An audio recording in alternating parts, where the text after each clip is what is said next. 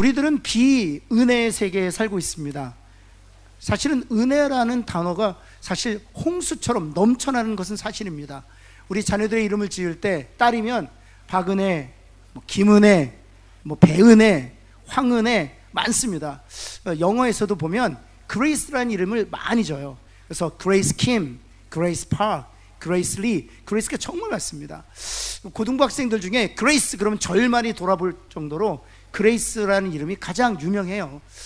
여러분뿐만 아니라 은혜 약국도 있고요, 은혜 병원도 있습니다. 교회는 어떻습니까? 아마 제가 보기에는 각 도시에 은혜 교회는 하나 정도 다 있을 거예요. 그만큼 은혜라는 단어가 사실 홍수처럼 사실 많아서 난무하고 있는 것은 사실입니다. 근데 여러분, 은혜라는 그 단어의 의미를 정확하게 이해하고 계십니까? 사실은 우리의 세계는 이 은혜라는 단어를 이해할 수 없는 세계에 살고 있습니다. 우리는 항상 대가와 보상의 관계에서만 삽니다. 어렸을 때 저희 어머니께 저에게 이렇게 얘기하셨어요. 신철아 너가 100점 맞으면 바나나 사줄게. 그래서 여러분, 지금은 바나나 한 무더기에 3,000원도 안 되지만 그 당시에 바나나는 병원에만 가야만 먹을 수 있는 과일이었습니다, 제게는. 그래서 바나나가 너무 오묘한 거예요. 사과 맛도 아니고 배 맛도 아니고 포도 맛도 아닌 것이 너무 신기한 거예요. 먹으면 여러 가지 맛이 나는 거예요. 그래서 바나나를 먹기 위해서 제가 뭘 했을까요? 100점 맞았습니다. 드디어 바나나를 얻었습니다. 그리고 어머니가 저에게 말씀하죠. 너가 일주일 동안 말 잘 들으면 엄마가 너 때리지 않을게. 저희 어머니가 저를 매를 대고 사셨거든요. 여러분, 제가 열심히 여러분 그 보상을 얻기 위해서 말을 잘 들으려고 했어요. 근데 제 얼굴에 써 있잖아요, 개구장이. 늘 사고치고 어머니 말씀 안 듣고 몰래 빠져나가는데 일쑤여서 드디어 결국 어머니한테 뒷목을 잡혔습니다. 뒷덜미 잡혔어요. 그러더니 지키지 않았기 때문에 또 보상을 받아야 되잖아요. 그 대가를 치러야 되는 거 아닙니까? 매를 또 맞기 시작합니다. 여러분, 학교에서는 어떻습니까? 항상 공부 잘하는 아이들이 선생님들에게 칭찬받습니다. 공부 못하는 애들은요, 솔직히 말씀드리면 제 때는 인간 취급도 못 받았어요. 여러분, 직장은 어떻습니까? 일 잘하는 사람이 임금 더 줍니다. 또 일 잘하면 인센티브까지 줍니다. 여러분, 그렇다면 교회는 어떨까요? 교회는 다를까요? 아니요. 교회도 자기의 시간을 내고 자기의 물질을 들이고 헌신하는 사람들이 직분이란 보상을 또 받습니다. 실제로 그렇습니다. 여러분, 그렇기 때문에 이 세계는 비은혜 세계요, 하나님께서 성경에서 은혜를 말씀하시지만 비은혜에 살고 있기 때문에 은혜란 단어의 의미를 정확하게 알지 못해요. 그래서 제가 고등학교 3학년 때 하나님의 전적인 은혜로 값없이 구원을 얻었지만 그 구원을 유지하려고요, 무진장했었습니다. 주일 성수하고요, 수요일 금요일 철 나가고요, 심지어는 교회에서 특세한다고 그러면 40일 맨 처음 맨 앞에 나가서 목사님 말씀 들었습니다. 저희 아버님이셨지만. 여러분뿐만 아니라 여름만 되잖아요, 제가 유치부부터 유년부, 초등부, 중등부, 고등부 수련회 다 쫓아다녔어요. 그리고 대학부 수련회까지 여름 내내 2달 동안 교사로서 또 수련회 참가하는 학생으로 계속 주로. 왜냐하면 그렇지 아니하면 구원을 잃어버릴 것 같은 불안 때문에. 여러분, 왜 그런 것이야? 모양으로는 밖으로 드러난 모습은요, 정말 건강한 그리스도인다워요. 주일 성수하죠, 수요예배 드리죠, 금요일 철야 드리죠, 특세 나오죠, 거기다가 예물 드리죠, 또 여름마다 유초등부, 중고등부 수련회 따라다니죠, 대학부 수련회 빠지지 않죠. 이건 겉으로 보면 정말 좋은 그리스도인이에요. 그러나 여러분, 그 내면을 살펴보면 늘 불안해요. 구원을 잃어버릴까 봐. 여러분, 왜 그런 것입니까? 여러분, 대가와 보상의 관계에서 살고 있기 때문에 하나님이 내게 주셨다는 은혜가 무엇인지 몰랐던 거예요.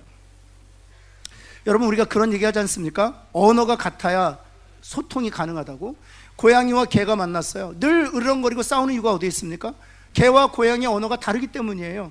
여러분, 개는 꼬리를 빳빳하게 세우면 반갑다는 표시잖아요. 고양이 만나서 반갑다 친구야, 고리를 빳빳 흔들었다, 거기다 흔들기까지 하잖아요. 그랬더니 고양이가 어떻게 받아들입니까? 꼬리를 드는 것은 전투하자는 것이고 싸우자고! 여러분, 언어가 다른 것이거든요. 하나님께서 은혜를 그렇게 말씀하시지만 이 대가를 지불하고 보상을 받는 이 비은혜에 살고 있는 우리들은 하나님께서 주시는 은혜조차도 내가 무엇인가 대가를 지불하고 얻어야 될 것처럼 생각한단 말이죠. 은혜를 누리고도 하나님께서 값없이 주신 것으로 인식 못하고 마치 내가 받아 누려야 될 당연한 것으로 인식하기 때문에 감사와 찬송과 영광을 돌릴 수도 없다는 사실입니다. 오늘 사실 우리가 비은혜에 의해 살고 있기 때문에 이 포도원 이야기는요 정말 이해가 되지 않아요. 저는 사실 고등학교 3학년 때 거듭났지만 대학생 때 이 이야기를 읽을 때에는요 이해가 되지 않았어요. 하나님 정말 불공평하시다. 어떻게 6시에 들어온 사람하고 이제 저녁 5시에 들어와서 1시간 일하는 사람하고 어떻게 임금을 같이 주시냐. 그런 하나님이라면 정말 불공평하다 이렇게 생각해요. 왜냐하면 은혜라는 것을 제가 어떤 방식으로 이해했다고요? 내가 대가를 지불하면 받는 것으로 이해했기 때문이에요. 그래서 비은혜에 살고 있는 모든 하나님의 사람들에게 하나님 나라의 그 은혜라는 단어가, 그리고 은혜가 실제로 어떻게 작동하는지를 이 포도원 이야기를 통해서 우리에게 말씀하고 계신다는 것이죠. 그래서 은혜의 3가지 원리가 있는데 함께 살펴보면서 은혜를 나누면서 올 한 해 주셨던 은혜를 생각하고 또 다가올 한 해의 은혜를 주실 그 은혜를 기대하면서 하나님 말씀 함께 나누기를 원합니다. 첫 번째 원리는 무엇인가 하면 우리 같이 한번 읽어볼까요? 시작.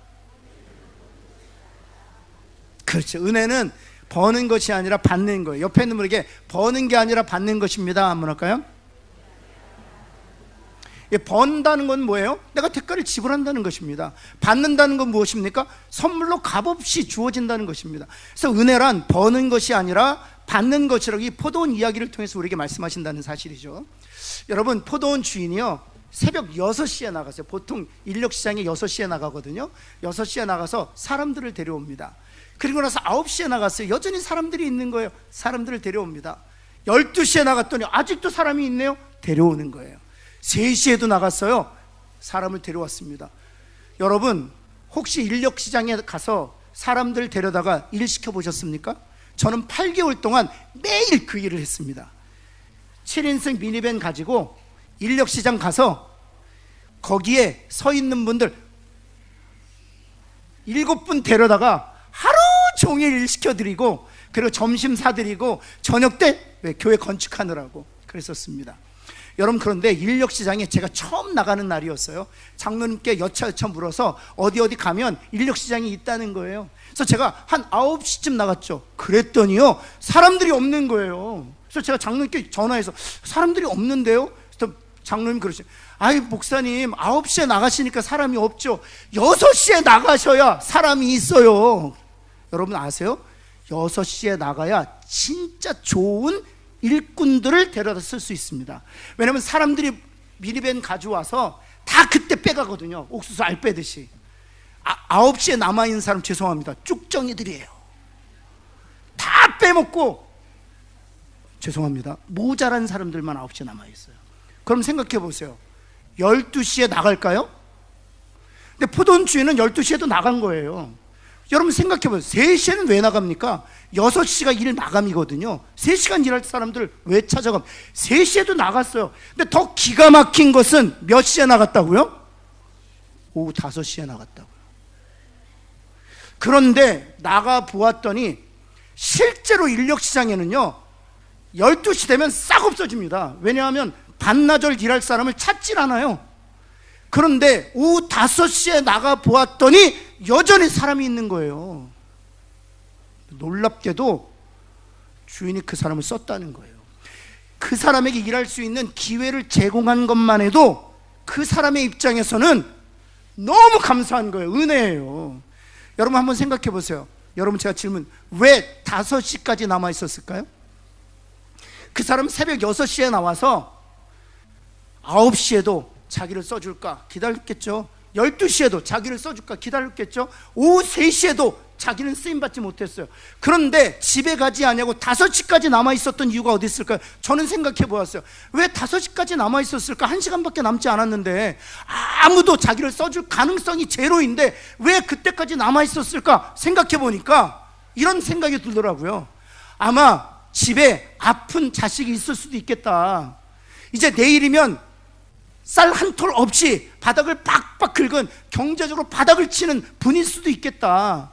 또는 노모를 모시는 그 부모님에게 따뜻한 밥 한 끼 해드리려고 마지막까지 희망을 버리지 않고 그 5시 1시간 일하기 위해서 남아있을 수 있겠다, 이런 생각이 들어요. 그 사람이 그 5시까지 남아있으면서 얼마나 간절히 기도했겠어요. 하나님, 하나님, 주인을 보내어 주어서 나를 일꾼으로 쓰게 해주십시오. 5시에 주인이 나오더니 쓴 거예요. 너무 감사한 거예요. 여러분, 땀 흘릴 새도 없이 1시간 일했더니 딱 끝났어요. 이제 임금을 받습니다. 임금을 받는데 그 사람의 입장에서는요, 밤새도록 일해도 괜찮은 거예요. 근데 6시 끝났다고, 일이 끝났다는 거예요. 그리고 임금을 주는데 더 기가 막힌 일은 그 임금 받을 때 일어나는 거예요. 한번 볼까요? 마태복음 20장 9절 말씀. 여기 11시라고 하는 건 이스라엘 유대인들 히브리 달력 시간이고요, 우리의 시간으로 따지면 오후 5시입니다. 그래서 오후 5시 온 자들이 얼마를 받았다고요? 한 데나리. 그 당시 노동자 품삯이 한 데나리온이었어요. 여러분 10절 말씀에 보면 먼저 온 자들, 6시에 온 사람들, 그리고 9시, 12시, 3시 온 사람들도 얼마 받았어요? 이게 노동자 품삯이기 때문에 그렇습니다. 지금 노동자 품삯하면 한 10만 원 정도 생각하시잖아요. 뭐 10만 원 정도 맞나? 아니에요. 그렇지 않습니다. 지금 10만 원 가지고 살 수 있는 거 많이 없어요. 그러나 그 당시 노동자 품삯 한 데나리온 할 수 있는 건 더 많았습니다. 혹시 여러분 선한 사마리아인 이야기 아시죠? 강도 만난 자를 주막에 데려다가, 그가 비즈니스 출입이었었잖아요. 떠나면서 주막 주인에게 내가 돌아올 때까지 잘 돌보아 주라고 하면서 돈을 지불합니다. 얼마 지불했는지 혹시 아셔요? 제가 답 나올 때까지 기다릴 거예요. 오늘은 얼마 지불했는지 아세요? 2데나리온 지불했어요. 이 2데나리온이 며칠 숙박비라고요? 2달치 숙박비라고요. 그래서 한 데나리온은 한 달치 여관비예요. 작은 돈이 아니에요. 한 데나리온이라고 해서 보잘것없는 게 아니에요. 하루 노동자의 품삯이지만 그것으로 할 수 있는 일은 더 많았어요. 여러분, 그런데 1시간 자기에게 일할 수 있는 기회를 준 것도 너무 감사하고 은혜인데, 자기에게 얼마를 지불했다고요? 그 당시에 노동자들에게 주었던 그 품삯을 그대로 지불했다고요. 마지막에 온 사람 입장에선 이것은 정말 은혜인 거예요. 여러분, 우리들은 다 마지막에 온 사람들입니다. 옆에 있는 분에게 당신도 마지막에 온 사람입니다 한번 할까요? 그래서 비은혜에 살고 있는 우리들에게 가르치시는 거예요. 무엇인가 대가를 지불하고 얻는 것이 은혜가 아니라는 거예요. 그 사람은 일할 자격도 없었어요. 그 사람 그 임금을 받을 자격도 없었어요. 그러나 주인이 그 임금을 주었던 것은 은혜가 이런 것이다 라고 가르치고 계시다는 사실이에요. 여러분, 그래서 은혜는 버는 것이 아니라 그냥 받는 거예요. 한번 따라해 보세요. 은혜는 버는 것이 아니라 받는 것입니다. 그렇습니다. 여러분, 우리가 구원도요, 우리가 대가를 지불하고 보상으로 받은 게 아니에요. 하나님께서 값없이 주신 것입니다. 여러분, 바울 한번 생각해 보세요. 바울이 무엇을 한 것이 있습니까? 예수 그리스도를 믿는 자를 박해하고 교회를 핍박하고, 심지어는 여러분 공문까지 받아가서 다메섹에는 다른 도시에 있는 교회를 참멸하게 가다가 주님이 빛으로 나타나셔서 소경되었던 그로 하여금 보게 하시고 이방인의 사도까지 삼으셨잖아요. 하나님의 전적인 은혜였다는 사실이에요. 그 은혜를 받기 위해서 사도 바울이 지불한 것은 nothing, 아무것도 없었다는 사실입니다. 여러분, 특별히 예수님과 십자가에서 같이 달렸던 강도 한번 보세요. 그가 한 일이 무엇이 있습니까? 아무것도 없어요. 그는 강도였어요. 평생 강도였습니다. 그런데 주님께서 그 강도에게 무엇이라고 말씀하십니까? 내가 오늘 나와 함께 낙원에 이르리라. 여러분, 은혜라는 것은 대가를 지불하고 보상으로 받는 것이 아니라 하나님께서 값없이 주시는 것이기에 우리도 값없이 받는 것이 은혜인 줄을 믿습니다. 여러분, 때를 따라 돕는 은혜도 역시 마찬가지예요. 구원의 은혜를 얻었다면, 여러분 출애굽할 때 이스라엘 백성들 보세요. 만나와 메추라기를 얻기 위해 무슨 대가를 지불한 것 있습니까? 홍해를 건너기 위해 대가를 지불한 것 있습니까? 르비딤 반석에서 생수의 강을 내어주셨는데 그 물을 얻기 위하여 대가를 지불한 것 있습니까? 그들이 한 것은 불평한 일이었어요. 그들이 한 것은 불신앙적으로 반응하는 것이었습니다. 그런데 하나님께서 때에 따라 메추라기도 주시고 만나도 주시고 르비딤의 반석을 여셔서 생수의 강도 열어주시고 홍해도 열어주시고 요단강도 열어주시는 거예요. 사랑하는 성도 여러분, 그것이 바로 은혜라는 사실이에요. 여러분, 바벨탑의 잔해에서 예수 그리스도를 이 땅에 오게 하기 위해 하나님께서 우상을 판매하던 아브라함을 택하시잖아요. 여러분, 에서가 아닌 야곱을 택하시잖아요. 하나님께서 값없이 주시는 것입니다. 그런 은혜를 누리며 살아가는 저와 여러분 되기를 예수 그리스도의 이름으로 축원합니다. 그래서 사도 바울이 무슨 얘기를 합니까? 사도 바울이 이런 얘기를 합니다. 고린도서 15장 10절 말씀, 우리 한번 노란색으로 하이라이트 한번 같이 한번 읽겠습니다. 이것이 우리의 고백일 수밖에 없죠. 같이 한번 읽습니다. 시작. 오직 나와 함께 하신 하나님의 2023년도 돌이켜보면 내가 한 것이 아니요, 누가 하신 거라고요? 하나님 베푸신 은혜의 덕분이라는 거예요. 사랑하는 성도 여러분, 그러기에 2024년도를 맞이하면서 두려움으로 맞이하시는 분들이 계십니까? 여러분 꼭 기억하십시오. 2023년도에도 구원 얻는 은혜를 베풀어 주셨고, 때마다 하나님께서 필요한 은혜를 베푸셨던 하나님께서 2023년도에도 넘치는 은혜를 주실 줄을 믿습니다. 그 확신을 가지고 담대하게 믿음으로 2024년을 맞이하는 저와 여러분 되기를 다시 한번 예수 그리스도의 이름으로 축원합니다. 여러분, 두 번째는요, 은혜는 버는 게 아니라 그냥 받는 거예요. 값없이 주시는 거예요. 두 번째 원리는, 은혜는 하나님께서 주시고자 하는 사람에게만 주신다는 거예요. 옆에 있는 분에게 한번, 그 사람이 당신이 되길 원합니다. 한번 할까요? 은혜는 하나님이 값없이 주시는 것인데, 그 은혜를 받는 사람도 하나님이 선택하신다는 거예요. 여러분, 마태복음 20장 14절 한번 볼까요? 주님께서 이 비유를 통해서 말씀하시는 거예요. 나중 온 이 사람에게 너와 같이 주는 것이 누구 뜻이라고요? 그쵸. 여러분, 6시에 들어온 사람, 9시에 들어온 사람, 12시에 들어온 사람, 3시에 들어온 사람이 있잖아요. 먼저 들어온 사람이 있잖아요. 근데 그 먼저 들어온 사람에게 하나님 포도원 주인은 은혜를 안 베풀었어요. 마지막 5시에 들어온 사람에게만 은혜를 베풀었다고요. 여러분, 왜 그렇습니까? 이것을 통해서 말씀하시는 게 있습니다.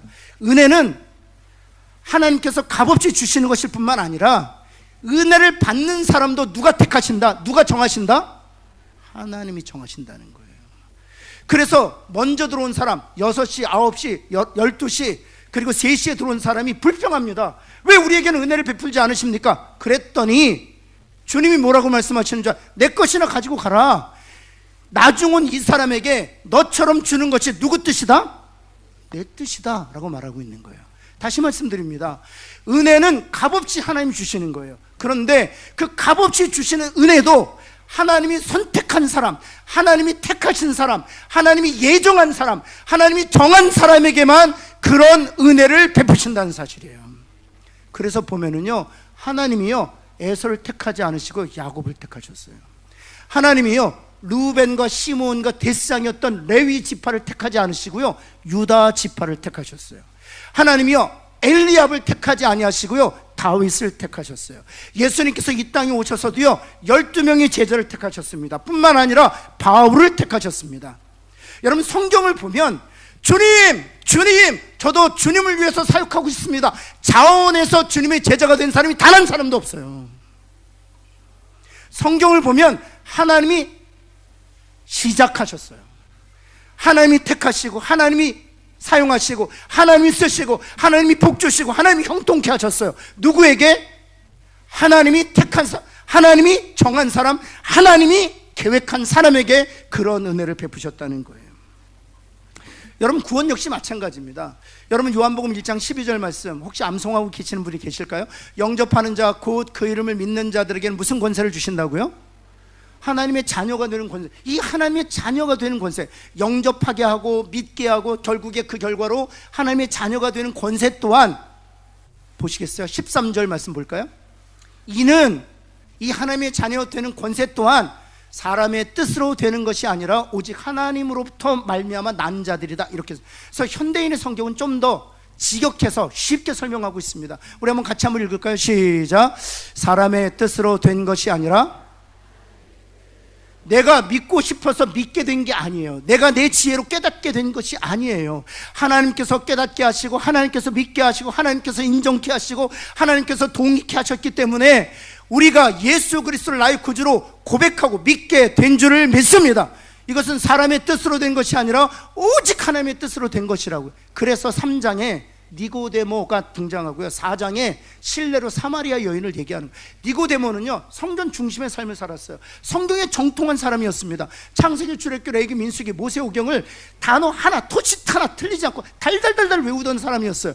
그리고 심지어는 영생에 대해서 관심까지 갖고 있었던 사람이었습니다. 그런데도 니고데모는 구원을 얻지 못했어요. 사람의 뜻으로 말미암은 것이 아니기 때문에. 근데 4장을 보시면 사마리아 여인이 등장하지 않습니까? 사마리아 여인은요, 성경에 관심도 없었어요. 성전 중심의 예배의 삶에도 전혀 무관하게 살았습니다. 그녀는 탐욕적인 세상적인 사람이었어요. 전혀 구원과 영생에 대해서도 무지한 채로 살았습니다. 그런데 예수님께서 찾아가 주시고 예수님께서 그에게 영생을 선물로 허락해 주셨다는 사실이에요. 여러분, 구원의 은혜도 하나님이 선택한 사람에게만 하나님이 은혜로 값없이 주시는 것입니다. 여러분, 그래서 혹시 여러분, 제가 3가지만 질문할게요. 여러분, 내가 죄인이라는 것을 동의하십니까? 그러나 예수 그리스도의 벌로 그 죄 영원히 사해줬다는 이 성경의 약속이 믿어지십니까? 그 예수를 믿기만 하면 죽어도 다시 살게 된다는 이 하나님의 언약을 여러분 확신하십니까? 그렇다면 우리도 사마리아 여인처럼 하나님께 택함받아 구원 얻은 자인 줄을 믿습니다. 그러기에 우리가 가질 수 있는 확신이 있어요. 구원 얻는 은혜를 베푼 우리들에게 하나님이 때를 따라 필요한 은혜도 주신다는 거예요.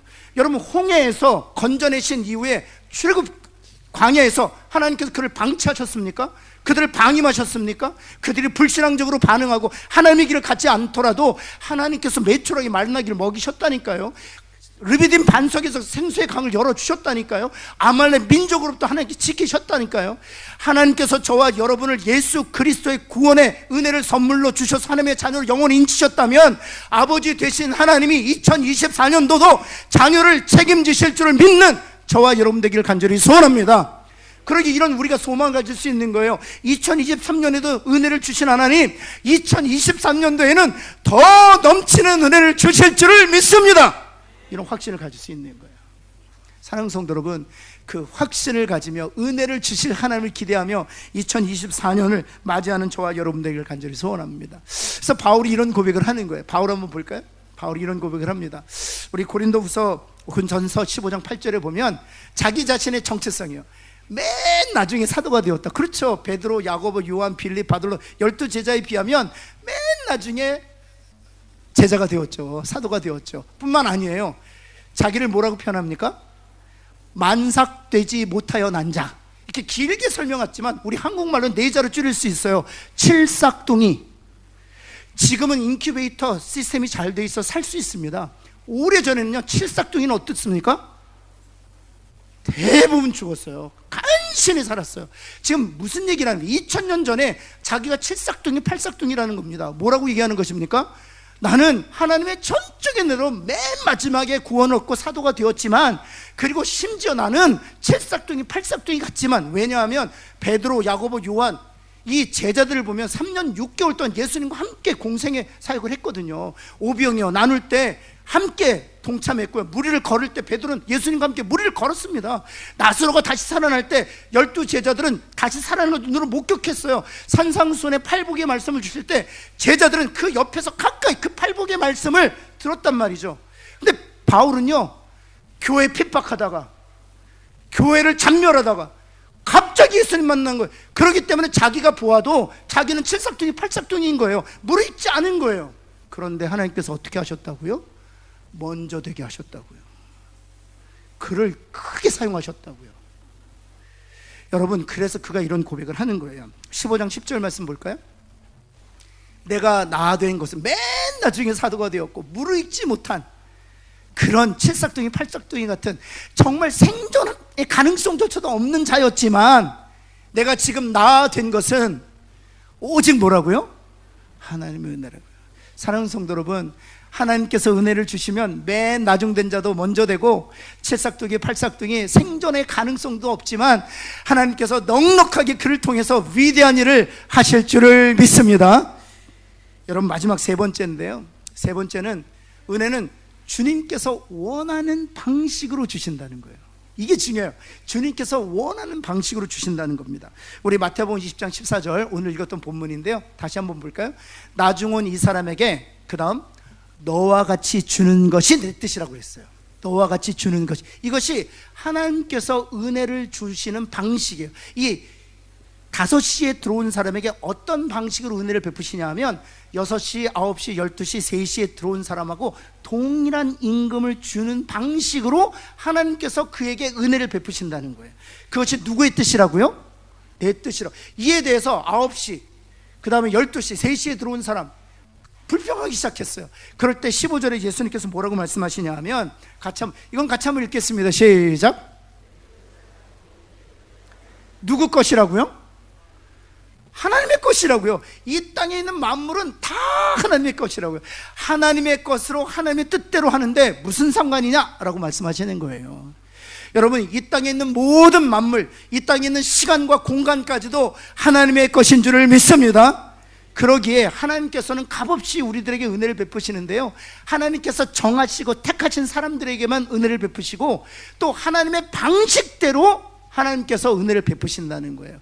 때로는 질병 가운데 있는 이들을 치유하심으로 하나님께서 은혜를 베푸시는 거예요. 우리가 2024년도에 기도합시다.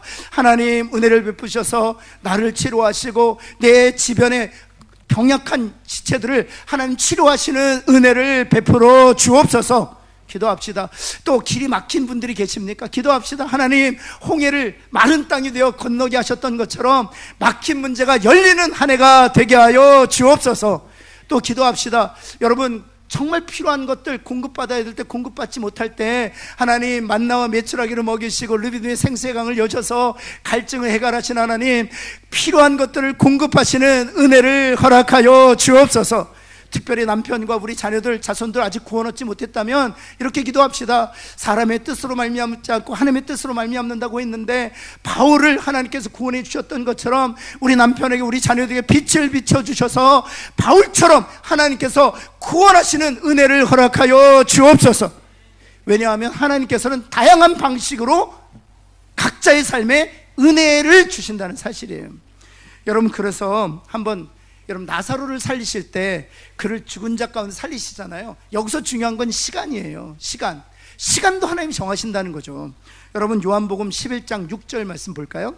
마르다와 마리아가 사람을 보냅니다. 그래서 예수님이 나사로가 병들어 죽게 되었다는 소식을 들어요. 나사로가 병들었다함을 듣고 들으시고, 그 다음 같이 한번 읽어볼까요? 시작.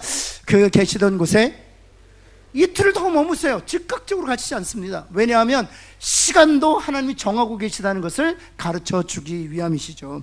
여러분, 뿐만 아니라 사도 바울이 육체의 가시로 고통당하잖아요. 그런데 육체의 가시로 너무 고통당해서 3번이나 하나님 앞에 육체의 가시를 제거해 주세요, 육체의 가시를 제거해 주세요, 하나님께 간구합니다. 그러나 육체의 가시를 제거해 주시지 않으세요. 그리고 이렇게 말씀하십니다. 고린도후서 12장 9절 말씀, 이렇게 말씀하세요. 내 은혜가, 주 예수 그리스도의 은혜가 사도 바울 너에게 어떻다고요? 족하다 하는 것입니다. 이것이 무슨 뜻입니까? 네가 육체의 가시로 지금 고통 가운데 있지만 내가 네게 베푼 은혜를 생각하고 그 넘치는 은혜로 인하여 지금 육체의 질병은 넉넉히 이겨라, 상쇄시켜라, 그런 뜻입니까? 아니에요. 여러분, 지금 내 은혜가 네게 족하다, 이 말씀을 사도 바울이 어떻게 이해하고 있는지 아세요? 한번 볼까요? 7절 말씀입니다. 내 육체의 가시를 주셨으니, 이는, 육체를 가시를 주신 이유는 이런 뜻이죠. 이는, 거기서부터 같이 한번 읽겠습니다. 시작. 이는 나를 쳐서 너무 자만하거나 교만하지 않게 하려 하심이라 그랬다는 거예요. 다시 말해서 내 은혜가 내게 족하다라고 얘기하는 것은 육체의 가시가 사도 바울 자신에게는 하나님이 주신 은혜의 방편이었다는 거예요. 그래서 그것을 통해서 나로 하여금 교만하지 않게 하셨다, 그런 뜻이에요. 하나님은 다양한 방식으로 우리에게 은혜를 주세요. 2023년도 보면 하나님이 우리에게 구원의 은혜를 주셨기에 반드시 필요한 은혜도 허락해 주신 줄을 믿습니다. 그런데 왜 우리가 못 알아차렸을까요? 하나님의 때와 하나님의 은혜를 주는 방식을 우리가 이해하지 못했기 때문이에요. 하나님의 때와 하나님의 은혜를 주시는 방식을 이해한다면 2024년도 하나님이 은혜 주실 때 우리가 놓치지 아니하고 그 은혜를 받아 누릴 뿐만 아니라 그 은혜 안에서 자유하게 될 줄을 믿습니다. 제가 윤덕수 목사님 얘기만 하고 마칠게요. 제가 미국에 담임 목회하고 있을 때 이 윤덕수 목사님에 대한 이야기를 장로님부터 들었어요. 너무 귀한 분이더라고요. 저의 롤 모델 같은 분이 되셨어요. 그 이후로는. 지금은 돌아가셨습니다. 근데 윤덕수 목사님이 30 중반에 수요 제일교회, 지금은 강북 제일교회라는 곳에 청빙되셨습니다. 젊은 나이에 담임 목사님 되신 거죠. 그런데 너무 인품도 온유하시고 겸손하시고 메시지도 복음적이고 파워가 있어서 교회가 부흥하기 시작했어요. 목사님 부임하실 때는 600명 정도 모였대요. 우리 교회 정도 사이즈, 이런 본당 정도 사이즈 600석 정도 된 교회였답니다. 그런데 한 5년 뒤에 한 1500명 정도 모이는 교회가 됐대요. 그렇게 교회가 평안하고 하나님 주시는 은혜를 누리는 상황에서 40대 초반에 목사님 자서전에 그렇게 쓰셨더라고요. 아침에 일어나려고 했더니 정확하게 면도날로 반쪽을 자른 것처럼 움직이지 못하게 되었다는 거예요. 뇌출혈로 인해서 완전히 쓰러지게 되셨어요. 근데 더 기가 막힌 것은 어느 쪽 뇌가 다쳤냐 하면 의식과 기억을 관장하는 뇌가 다친 거예요. 그래서 자식도 알아보지 못하게 되었고요, 사모님도 알아보지 못하게 되었고요, 장로님들, 교회 성도들 하나도 알아보지 못하게 되었답니다. 그리고 나서 바로 3년 6개월 동안 병원에 계셨어요. 근데 병원 의사들이 볼 때 이대로 누워 계시면 평생 일어날 수 없으니까 사모님 운동시켜야 됩니다. 그랬더니 여러분 아세요? 목사들이 사모님 말 정말 안 듣습니다. 안 듣는 거예요. 왜냐면 사모인 줄도 모르는 거예요. 웬 여인이 와서 자꾸 자기를 운동시키는데 힘들잖아요. 말할 수도 없고 일어날 기력도 없는데 자꾸 운동시키니까 악만 지르게 되는 거예요. 그래서 보다 못한 장로님들이 3년 6개월 동안 조를 짜서 매일 와서 목사님 운동시켰답니다. 목사님 운동합시다. 제가 장로라서 바빠서 목사님과 산책도 못했는데 오늘은 목사님 저랑 운동해야 됩니다. 그리고 손 잡아 이끌고 산책하고 그러는데 목사님이 장로님이신지 모르니까 또 악당으로 그만두라고, 힘들어 죽겠다고 3년 6개월을 그렇게 운동을 시키셨대요. 그리고 교회는 목사님이 3년 6개월 동안 강단을 비웠잖아요. 부목사님이 설교하시면서 목사님이 돌아올 때까지 24시간 철회했다는 거예요. 그런데요, 3년 6개월 되는 때 목사님이 말하기 시작했어요. 그리고 움직이기 시작했어요. 그랬더니 그 소식을 듣고 당회에서 결정했습니다. 다음 주부터 강단에서 설교하십시오. 그런데 목사님의 상황이 어떤 줄 아세요? 기억과 의식을 잃어버리셔서 창세기 1장 1절을 읽는데 태초가 무슨 뜻인지 모르는 거예요. 하나님이 무슨 뜻인지 모르는 거예요. 땅, 하늘, 창조라는 단어가 모르는 거예요. 그런데 어떻게 설교를 해요? 그래서 성경을 2주일에 한 번씩 보셨답니다. 한글 사전 가지고 태초가 무슨 뜻인지, 하나님이 무슨 뜻인지, 땅이 무슨 뜻이, 하늘이 무슨, 창조가 무슨 뜻인지 하나씩 짚어가면서 1년 동안 25번을 그렇게 보셨대요. 그런데도 설교 준비가 안 되는 거예요. 그런데 장로님들이 강권하고 성도들이 강권해서 단에 서신 거예요. 여러분 첫 번째 설교 이렇게 표현하시더라고요. 첫 번째 쓰셨는데 설교하다 쓰러지셨대요. 그랬더니 너무 놀라서 성도들이 쭉 다 일어나, 목사님 어떻게 되시냐? 그러면 일어나셔서 또 설교하시고, 또 중간에 팍 쓰러지시면 어떻게 되냐? 장로님 뛰쳐 올라오고 또 일어나셔서 또 설교하시고, 그걸 몇 개월을 그렇게 하셨대요. 여러분 나중에요, 교회가 너무 부흥해서 육부 예배를 드렸답니다. 목사님 육부 예배 설교를 다 하셨대요. 여러분 구원 얻는 은혜만 그냥 값없이 주신 게 아니에요. 좋은 성도들도 목사님에게 붙여주셨죠. 그 고백을 하시는 거예요. 하나님께 내게 너무 좋은 성도를 붙여주셨습니다. 좋은 장로님들을 제게 붙여주셨습니다. 힘들고 어려울 때, 내가 바닥을 칠 때 저를 버리지 아니하시고 끝까지 붙들어 주셨던 그 좋은 장로님을 하나님께서 내게 붙여주셨습니다. 값없이 붙여주셨습니다. 여러분 뿐만 아니에요. 그분이 마지막에 그렇게 쓰시더라고요. 하나님께서 내게 정말 최고로 베푸신 은혜는 내가 쓰러진 중풍이라는 거예요. 그것 때문에 내가 지금도 겸손히 말씀 증거할 수 있게 되었다는 거예요. 지금도 반쪽을 쓰지 못하지만 지금도 목구멍 반쪽만 사용할 수 있다는 거예요. 그럼에도 불구하고, 그래서 설교할 때마다 계속 사탕을 먹어야만 이 단 음식 때문에 침이 이 말라 비틀어진 목구멍 속으로 들어가서 설교를, 단어를 얘기할 그런 상황이지만, 그렇게 고통 가운데 말씀을 전할 때 그 말씀 한 단어 한 단어가 우리 성도들에게 생명의 말씀으로 들려지니까 얼마나 감사하냐는 거예요. 사랑하는 성도 여러분, 목사님이 그 은혜를 깨닫고 자유함을 누리게 되셨어요. 목사님이 그 은혜를 깨닫고 하나님께 주신 놀라운 은혜를 누리게 되었습니다. 사랑하는 성도, 2024년도 하나님께 저와 여러분에게 은혜 주실 줄을 믿습니다. 그 은혜를 사모하면서 기대하면서 2024년도를 맞이하는 저와 여러분 되기를 다시 한번 예수 그리스도를 축원합니다. 하나님 참으로 감사합니다. 그렇습니다. 하나님, 정말 우리는 자격이 없는데 구원의 선물을 은혜로 베풀어 주시고, 또 뿐만 아니라 이 땅에 살아가면서 광야 같은 세상이지만 은혜로 만나와 매출하게도 주시고, 또 홍해도 마른 땅을 드러내어서 건너가게 하시고, 또 르비딤의 반석을 열어주셔서 생수의 강을 열어주신 하나님 감사합니다. 뿐만 아니라 사도 바울에게 주셨던 육체의 가시도 하나님 우리에게는 은혜인 것을 다시 한번 알게 하시니 감사합니다.